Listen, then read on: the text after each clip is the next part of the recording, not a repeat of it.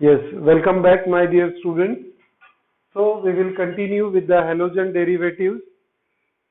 In the previous class, we have covered all the methods for the preparation of alkyl halide. Rx is alkyl halide, and we have also seen method for the preparation of ARX, aryl halide. तो Rx के लिए कौन कौन सी method है? Just एक reminder और revision आप लोगों के तरफ से। Rx की फर्स्ट मेथड ऑफ प्रिपरेशन क्या था? First method of preparation for Rx that is from alcohols, और अल्कोहल्स में फिर तीन मेथड थी, वो देख लेंगे आप। देन नेक्स्ट क्या था? अनसैचुरेटेड हाइड्रोकार्बन, क्योंकि सैचुरेटेड से तो पॉसिबल नहीं है। Unsaturated hydrocarbon that is alkyne से हमने किया था, और उसमें भी ए बी सी तीन पार्ट आ गए थे। एक आ गया था विथ सिमेट्रिकल अल्कीन, दूसरा अनसिमेट्रिकल अल्कीन, और तीसरा था peroxide effect. Next third method क्या पढ़ा आपने? Halogen exchange reaction. Halogen exchange reaction. सबसे पहली बात यह, हेलोजन एक्सचेंज रिएक्शन किसके लिए काम आ रहा है? To prepare Ri and Rf. For this we need halogen exchange reaction. Alkyl iodide and alkyl fluoride difficult to prepare, and therefore they are prepared by halogen exchange reaction. उसमें क्या होता है? Ri प्रिपेयर करने के लिए आपको NaI use करना होगा along with RCl और RBr, है ना। और Rf के लिए क्या यूज करना होगा? फिर से हेलोजन एक्सचेंज है, तो किसके साथ रिएक्ट करेंगे इसे? मेटल फ्लोराइड के साथ। तो हमने AgF या Hg2F2 इस तरह के मेटल फ्लोराइड लिए थे। तो क्या होगा? ये हेलोजन के जगह आयोडीन आएगा, ये हेलोजन के जगह फ्लोरीन आएगा। तो halogen exchange for alkyl halide. Aryl halide Rx से डिनोट करते। अराइल हलाइड यानी एरोमेटिक में से एक हाइड्रोजन निकालने का। एरोमेटिक, अब मैं ये अराइल को थोड़ा यहाँ डिफाइन कर लेता हूँ। अराइल हलाइड कैसे मिलता है? एरोमेटिक रिंग पता है हमको, बेंजीन। इसको हम, ये बेंजीन हो गया, इसमें से एक हाइड्रोजन रिमूव कर दो, C6H5, we call it as aryl और phenyl group. Aryl general term है, फिनाइल पर्टिकुलर टर्म हो गया, है ना। तो ये बेंजीन को हम फिनाइल भी बोलते हैं, फिनिल ग्रुप भी बोलते हैं। तो C6H5 में से एक H निकाल दिया, तो C6H5 हो गया। दिस इज व्हाट अराइल और फिनाइल ग्रुप हम यूज करेंगे। तो कंटिन्यू करता हूं। ARX की मेथड ऑफ प्रिपरेशन, दो मेथड देखा था हमने। पहली मेथड कौन सी थी? By electrophilic substitution reaction. Electrophilic substitution reaction. और इलेक्ट्रोफिलिक सब्स्टिट्यूशन रिएक्शन में हमने क्या देखा था? Benzene and its derivative. जैसे टॉलिन लिया था हमने, इसे कैसे रिएक्ट करना था आपको? क्लोरीन और ब्रोमीन से। किसके प्रेजेंस में करना था reaction? In presence of catalyst like FeCl3, ZnCl2, okay, ZnBr2, AlCl3। ये लिविस एसिड्स के प्रेजेंस में ये रिएक्शन करनी थी। देखिए, कीवर्ड अगर याद रखे तो आगे रिएक्शन अपने आप याद हो जाती है।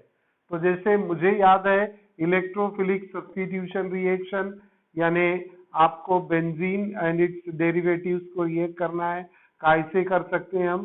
क्लोरीन या ब्रोमीन से, in presence of this Lewis acid. तो आपको प्रोडक्ट क्या मिलता है? ऑर्थो एंड पैरा डेरिवेटिव्स मिलते हैं, ऑर्थो एंड पैरा डेरिवेटिव्स मिलते हैं। तो ये हो गया इलेक्ट्रोफिलिक। सेकंड मेथड क्या पढ़े आपने? Sandmeyer's method. Sandmeyer's method में बेटा क्या देख रहे हैं हम लोग कि सेंड मेयर मेथड्स में हमको कौन सा कंपाउंड यूज करना है? बेसिक कंपाउंड कौन सा यूज करेंगे? Benzene diazonium chloride. करेक्ट है, benzene diazonium chloride. Benzene diazonium chloride का अगर फॉर्मूला आपको बोलने लगाएंगे हम, तो क्या फॉर्मूला बनेगा? C6H5N2Cl।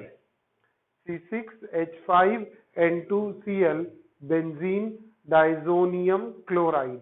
करेक्ट है। और जब स्ट्रक्चर बनाते हैं तो बिल्कुल वैसा ही बनाएंगे। ये बेंजीन आ गया C6H5 डाइअज़ो यानी N2, और ये Cl, तो बेंजीन डाइजोनियम क्लोराइड। ये बेंजीन डाइजोनियम क्लोराइड को आप अगर इसका आपको क्लोरोबेंजीन बनाना है तो आप कौन सा सॉल्ट यूज करने वाले हैं? बोलेंगे मुझे सॉल्ट क्यूप्रस क्लोराइड Cu2Cl2। और ब्रोमो डेरिवेटिव बनाना है तो कौन सा सॉल्ट यूज करेंगे? Cu2Br2। सही है।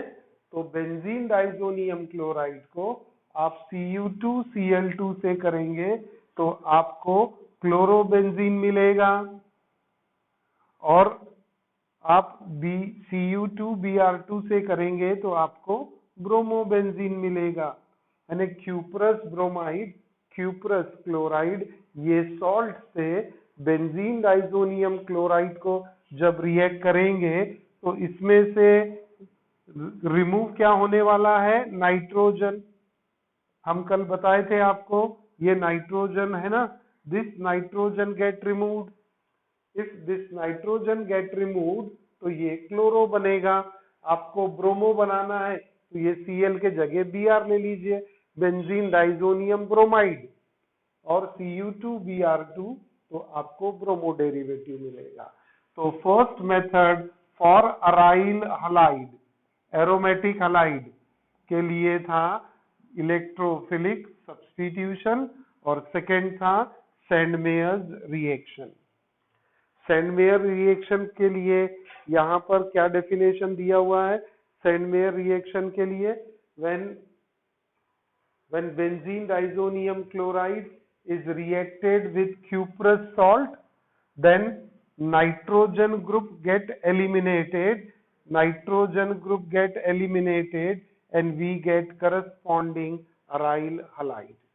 तो ये हो गए मेथड्स फॉर द प्रिपरेशन का फाइनल रिवीजन।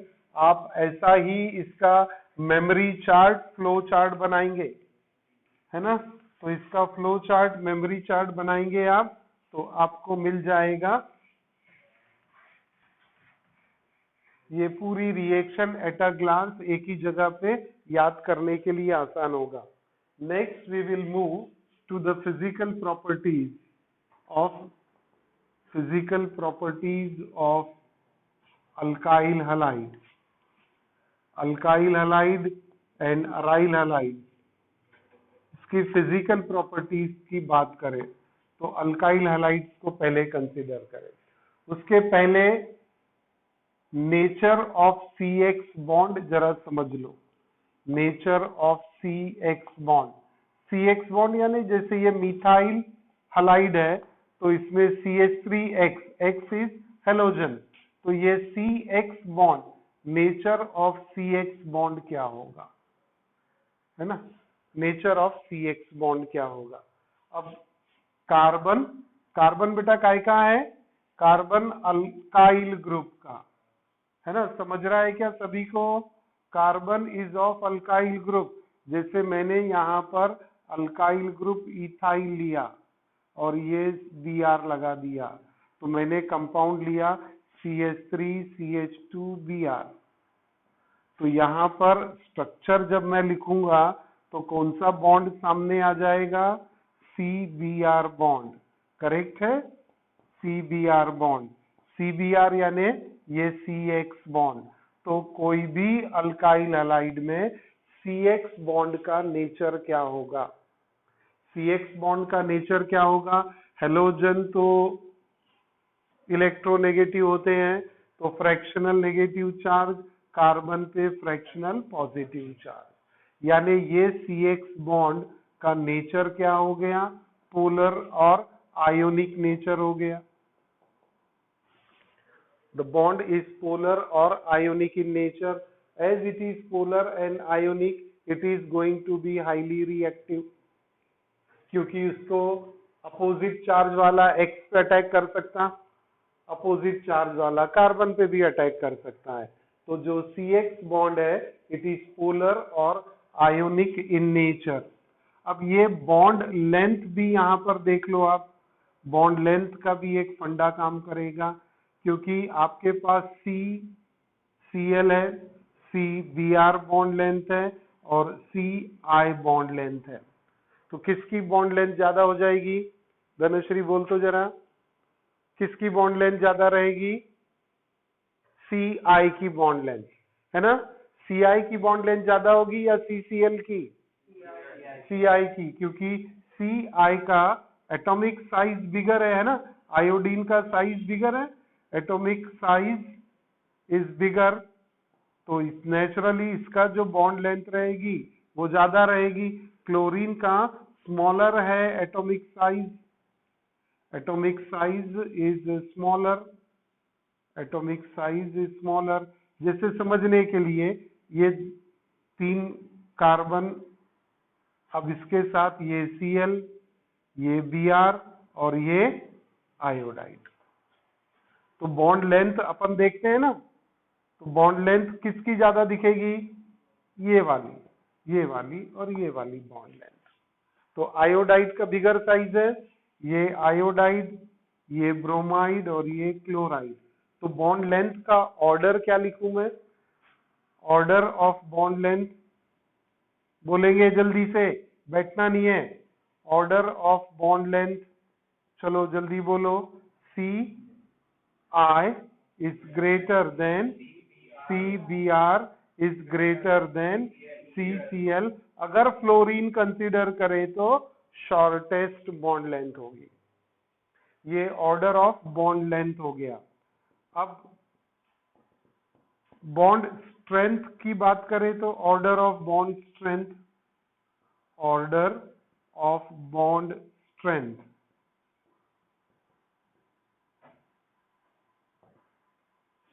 बॉन्ड स्ट्रेंथ की ऑर्डर क्या हो जाएगा? रिवर्स होगा, क्योंकि जो शॉर्ट बॉन्ड लेंथ रहेगा वो ज्यादा स्ट्रांगली बॉन्डेड होगा। CF is greater than CCl which is greater than CBr which is greater than CI। वैसे भी ये स्टेबिलिटी भी बोल सकते हैं, बॉन्ड लेंथ, बॉन्ड लेंथ भी बोल सकते हैं। अच्छा, अब ये इसमें से बॉन्ड और बॉन्ड स्ट्रेंथ इसकी ज्यादा है, तो जल्दी बॉन्ड कौन सा टूटने वाला है? CI वाला। तो मोस्ट रिएक्टिव कौन सा होगा? CI। और CF ये लीस्ट रिएक्टिव होगा, है ना? तो रिएक्टिविटी का भी ऑर्डर यही होगा, रिएक्टिविटी, रिएक्टिविटी ऑर्डर सेम, है ना? और ऑर्डर ऑफ बॉन्ड स्ट्रेंथ भी सेम। जिसकी बॉन्ड स्ट्रेंथ ज्यादा उसकी रिएक्टिविटी कम, तो कम रिएक्टिविटी कम स्ट्रेंथ। CF ज्यादा, कम, सॉरी, बॉन्ड स्ट्रेंथ CF की ज्यादा, तो इसकी रिएक्टिविटी कम, तो इनवर्स हो जाएगा। Bond strength is inverse of reactivity या डायरेक्टली प्रोपोर्शनल टू रिएक्टिविटी? गुणांक सो गया क्या? आंखें खोल के। बॉन्ड स्ट्रेंथ, बॉन्ड स्ट्रेंथ और बॉन्ड रिएक्टिविटी, हाँ जी, डायरेक्टली और इनवर्सली। स्ट्रेंथ जितनी ज्यादा रहेगी वो उतना लीस्ट रिएक्टिव हो जाएगा, है ना? स्टेबल ज्यादा रहेगा, लीस्ट रिएक्टिव होगा वो। ओके, तो ये हो गया बॉन्ड स्ट्रेंथ बॉन्ड हो गया एंड पोलर नेचर। अब ये पोलर और आयोनिक क्यों पढ़ा दिया, क्योंकि इससे इसकी सॉलिबिलिटी भी समझ में आ जाएगी, अपने को सॉलिबिलिटी भी समझेगी। क्या होगा, दिस इज सॉलिबिलिटी को अगर पढ़े आपने, going to be least soluble और इनफैक्ट insoluble in water।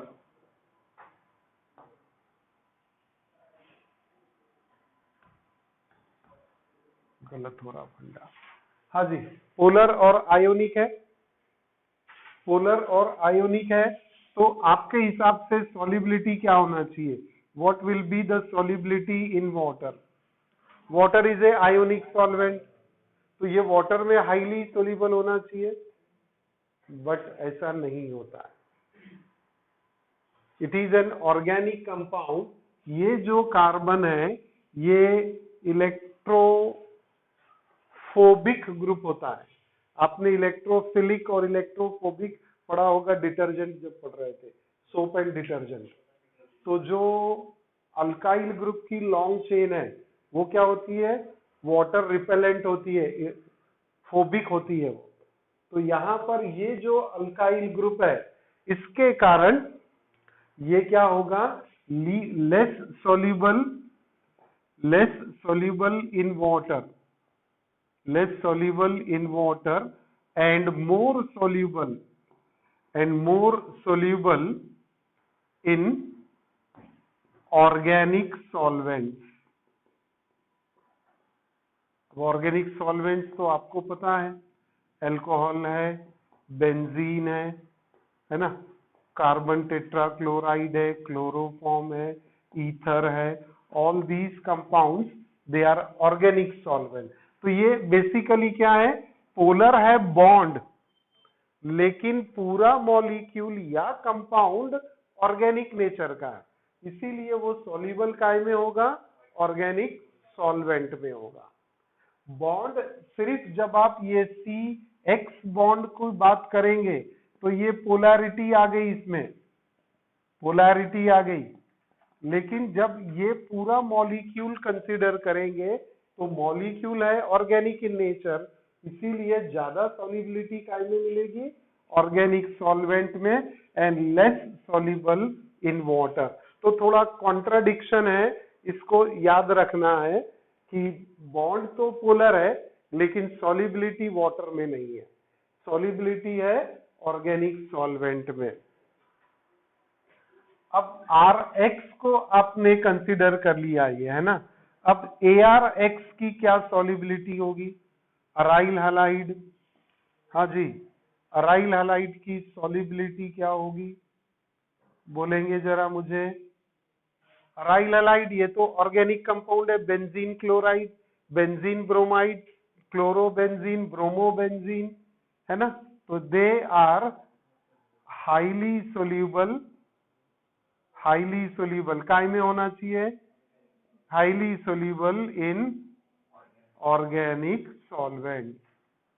तो highly soluble in water, in organic solvent, and least soluble in water, least soluble in water. तो ऑलमोस्ट दोनों का एक जैसा ही है, आप अल्काइल हैलाइड लीजिए या अराइल हैलाइड, दोनों कंपाउंड सोल्यूबल काय में दिखेंगे आपको, ऑर्गेनिक सॉल्वेंट में। ओके, तो दिस इज व्हाट सॉल्युबिलिटी। अब सॉल्युबिलिटी और काय पे डिपेंड करती है, साइज पे डिपेंड करती है, कि अल्काइल ग्रुप छोटा रहेगा यानी CH3Cl, C2H5Cl। अब मैं यहां लेता हूं CH3X, C2H5X, C4H9X, C5H11X। इसमें कौन ज्यादा सोल्यूबल रहेगा, ये हाइड्रोफोबिक बोले थे ना हमने, तो ये जितनी लॉन्ग चेन होते जाएगी, मोलर मास जितना बढ़ेगा, सॉल्युबिलिटी कम होते जाएगी, है ना। मोलर मास कम रहेगा, सॉलिबिलिटी ज्यादा रहेगी, तो मोलर मास बढ़ने से सॉलिबिलिटी कम हो जाती है। तो ये हो गया सॉलिबिलिटी का डिस्कशन। एक फिजिकल प्रॉपर्टी सॉलिबिलिटी हो गई, नेचर ऑफ बॉन्ड हो गया। अब आते हैं next point is boiling point of alkyl halide. Alkyl halide boiling point Rx, हाँ जी क्या होगा?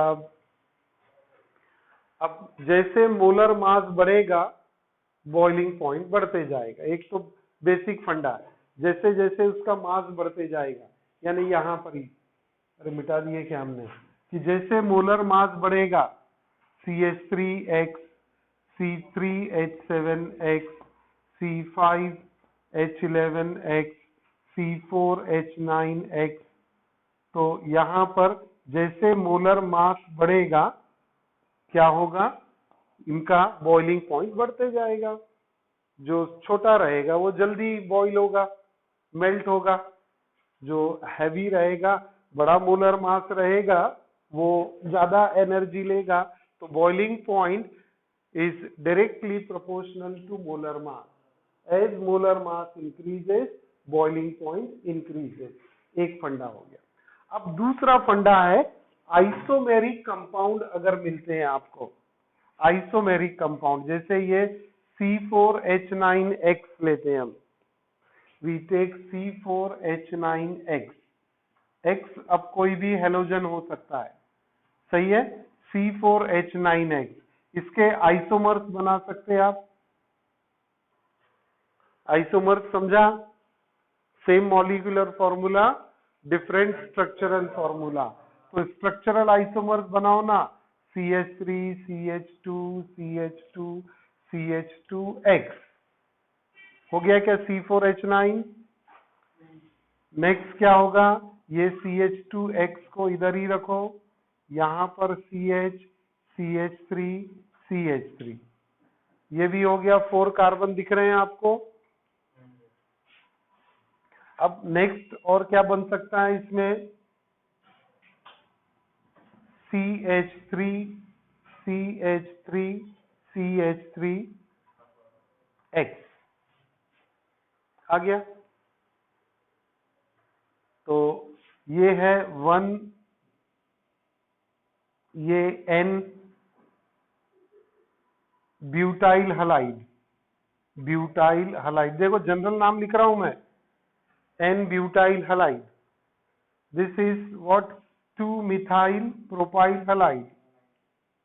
2-मिथाइल प्रोपाइल, अब इसको आइसो बोलना चाहिए बेटा, isobutyl, isobutyl, isobutyl halide.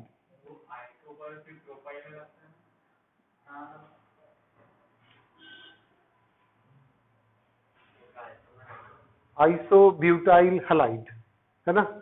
Iso उसमें भी लगता है। आइसो का क्या है? जब सेकेंड कार्बन पे मिथाइल ग्रुप रहता है तब आइसो लगता है। प्रोपाइल में सेकेंडरी कभी नहीं लगता, ये है लॉजिक। प्रोपाइल में सेकेंडरी नहीं लगता, उसे आइसो बोल सकते हैं, है ना। ये तो कैसा है? हाँ, ये आइसो आपको हमने पढ़ाया था। आइसो इज ए प्रीफिक्स, सही है। ये प्रीफिक्स कब लगता है? जब नॉर्मल चेन के सेकेंड कार्बन पे मिथाइल की ब्रांच आएगी तब प्रीफिक्स आइसो लगता है। आ गया? तो ये क्या बना? आइसोब्यूटाइल, 4 कार्बन है, आइसोब्यूटाइल। और ये बोलो अब इसका नाम आता है आपको टर्शियरी ब्यूटाइल हलाइड। ये टर्शियरी कार्बन हुआ ना बेटा, ये 3 अलग कार्बन से जॉइंट है, तो ये टर्शियरी ब्यूटाइल हलाइड। अब मुझे क्या एक्सप्लेन करना है? ये तीनों का मॉलिक्यूलर फॉर्मूला एक ही है, C4H9X। स्ट्रक्चरल फॉर्मूला डिफरेंट बना,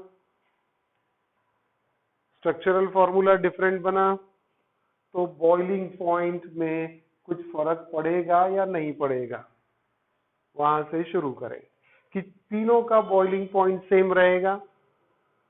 क्योंकि मॉलिक्यूलर मास तो सेम है। अरे यार यहाँ की ये टाइल ऊंची है। हाँ, यहाँ का मॉलिक्यूलर मास तीनों का C4H9X, सेम मॉलिक्यूलर मास, लेकिन स्ट्रक्चर डिफरेंट है। तो क्या बॉइलिंग पॉइंट पे फर्क पड़ेगा क्या? Yes, the boiling point will differ for all the three. Why?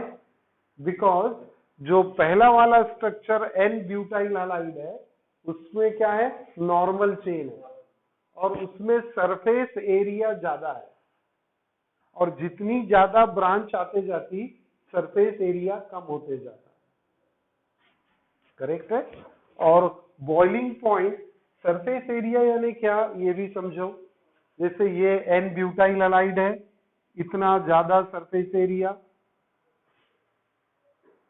अब ये कैसा हो गया, ये एक ब्रांच आ गया, इसका सरफेस एरिया और इसका सरफेस एरिया सही है। ये कैसा है, अपन हाथ पैर एकदम लंबे करके सो गए तो बहुत ज्यादा जगह लग जाएगी, रूम यहां से वहां तक सो गया। अब क्या किया, उससे जरा पैर अपने फोल्ड कर लिए या हाथ फोल्ड कर लिया, तो हाथ ला दिया, पैर अभी लंबे ही रखा, तो सरफेस एरिया कम हो गया।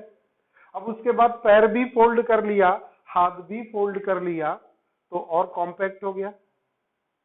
तो अब जब हीट एनर्जी अपने को, बॉइलिंग पॉइंट है ना बेटा, तो इन सबको अपने को एनर्जी देना पड़ेगा ना। To melt them we need to supply heat energy. तो कौन सा जल्दी मेल्ट होगा, जो जल्दी कौन सा मेल्ट होगा, जिसमें ज्यादा ब्रांच रहेगी, इसका सरफेस एरिया ज्यादा, वेंडरवॉल फोर्सेस ज्यादा।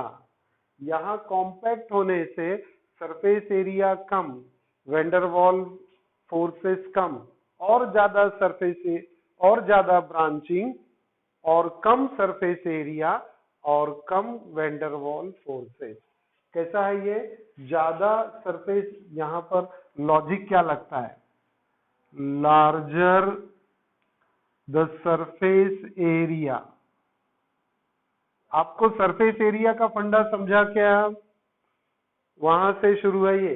इसमें सबसे ज्यादा सरफेस एरिया, एक ब्रांच बना दिया कम सरफेस एरिया, दो ब्रांच लगा दिया और भी कम सरफेस एरिया। तो larger the surface area more is the Van der Waals forces, Van der Waals forces. Van der Waals forces surface forces होते हैं, तो सरफेस एरिया ज्यादा, वेंडरवॉल फोर्सेस ज्यादा, boiling point is less.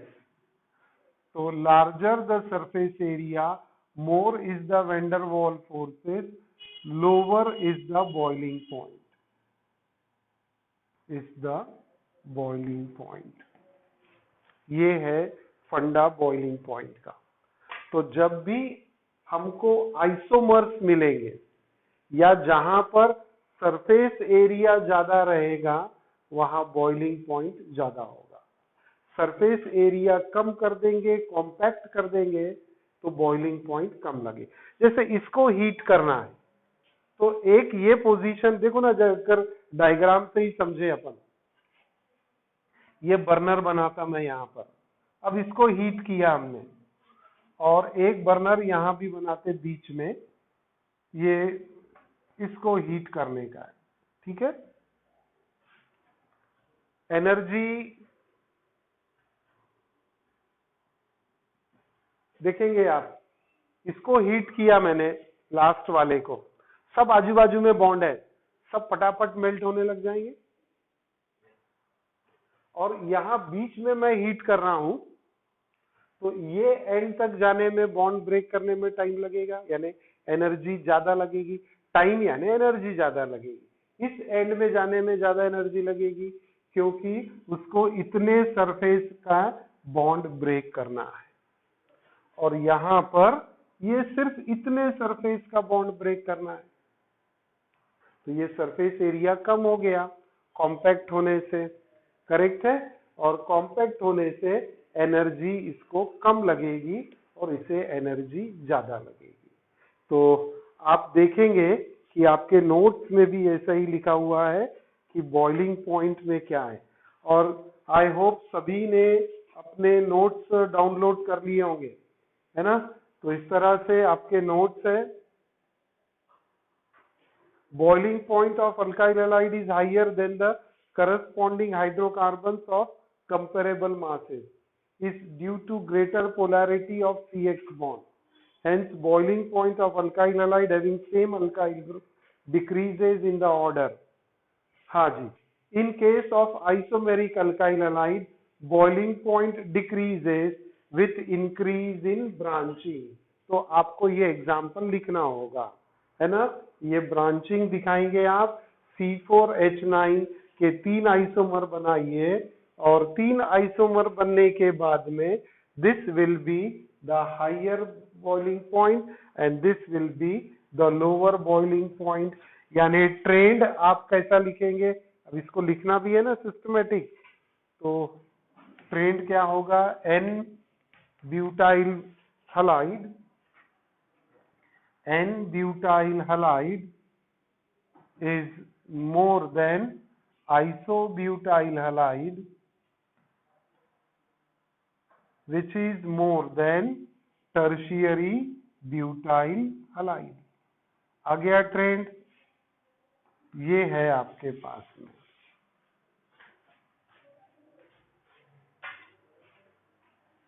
So physical property, boiling point, solubility and the nature of bond. Nature of bond ये आपके आखिरी में दिया हुआ है ना, nature of CX bond। तो वहां पर भी आपको स्ट्रक्चर ड्रॉ करना था। CX बॉन्ड का नेचर, ये नेगेटिव चार्ज, ये पॉजिटिव चार्ज, ये वैलेंसी फ्री है इसकी, और फिर ऑर्डर हमने लिखा के दिया, वो ऑर्डर लिखना था। So this is about the physical properties of alkyl halide. Okay, we will continue tomorrow with the optical chemical properties। और chemical properties में क्या है, next point अपने notes में, optical isomerism in halogen derivatives। तो halogen derivatives का optical activity पढ़ेंगे कल।